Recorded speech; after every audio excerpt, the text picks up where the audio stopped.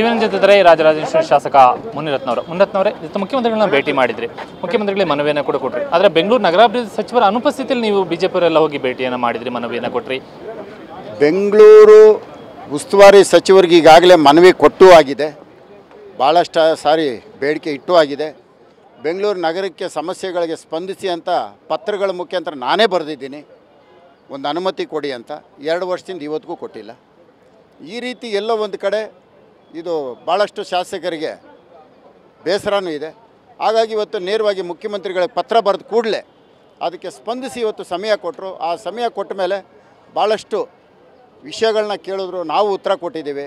ನಾನಂತೂ ನೇರವಾಗಿ ನಾನೇ ಮುಖ್ಯಮಂತ್ರಿಗಳಿಗೆ ಹೇಳಿದ್ದೀನಿ, 2013ರಿಂದ 2018ರವರೆಗೂ ಬೆಂಗಳೂರಿಗೆ ಯಾವ ರೀತಿ ನೀವು ಮುಖ್ಯಮಂತ್ರಿ ಆಗಿ ನಮಗೇನು ಸಹಾಯ ಮಾಡಿದ್ರೆ ಬೆಂಗಳೂರು ನಗರಕ್ಕೆ, ಆ ಮುಖ್ಯಮಂತ್ರಿ ಇವತ್ತು ನಮ್ಗೆ ಅವಶ್ಯಕತೆ ಇದೆ. ಅವತ್ತು ನೀವು ಎಲ್ಲ ಪಕ್ಷದವ್ರನ್ನೂ ಜೊತೆಯಲ್ಲಿ ತೊಗೊಂಡೋಗಿ ಬೆಂಗಳೂರನ್ನ ಅಭಿವೃದ್ಧಿ ಮಾಡಿದ್ರಿ. ಕಾಂಕ್ರೀಟ್ ರಸ್ತೆಗಳಿರ್ಬೋದು, ಮೆಟ್ರೋ ಇರ್ಬೋದು, ಪ್ರತಿಯೊಂದು ಮಾಡಿದ್ದೀರಿ. ಆ ಮುಖ್ಯಮಂತ್ರಿ ನಮ್ಗೆ ಅವಶ್ಯಕತೆ, ಅದನ್ನು ನೀವು ಬನ್ನಿ, ನೀವು ಮಾಡಿಕೊಡಿ ಅಂತ ನಾವು ಕೇಳಿದ್ವಿ. ಈಗ ನಿಮ್ಮ ಎಲ್ಲ ಬೇಡಿಕೆಗಳಿಗೂ ಇವತ್ತು ಪಾಸಿಟಿವ್ ಆಗಿ ರೆಸ್ಪಾನ್ಸ್ ಇತ್ತ ಮುಖ್ಯಮಂತ್ರಿಗಳದ್ದು? ಖಂಡಿತವಾಗಲೂ ಮುಖ್ಯಮಂತ್ರಿಗಳು ಭಾಳಷ್ಟು ಬೆಂಗಳೂರು ಬಗ್ಗೆ ಅವ್ರಿಗೆ ತುಂಬ ಇಷ್ಟ ಇರೋವಂಥದ್ದು, ಬೆಂಗಳೂರಿಗೆ ಏನಾದರೂ ಕೊಡುಗೆ ಕೊಡಬೇಕು ಅಂತಿರೋದು. ಅವ್ರು ಒಂದೇ ಮಾತು ಹೇಳೋದು, ಕಳೆದ ಬಾರಿ ನಾನು 7,500 ಕೋಟಿ ಕೊಟ್ಟೆ, ನೀವು ಕೇಳಿದ ತಕ್ಷಣ ಕೊಟ್ಟಿದ್ದೀವಿ.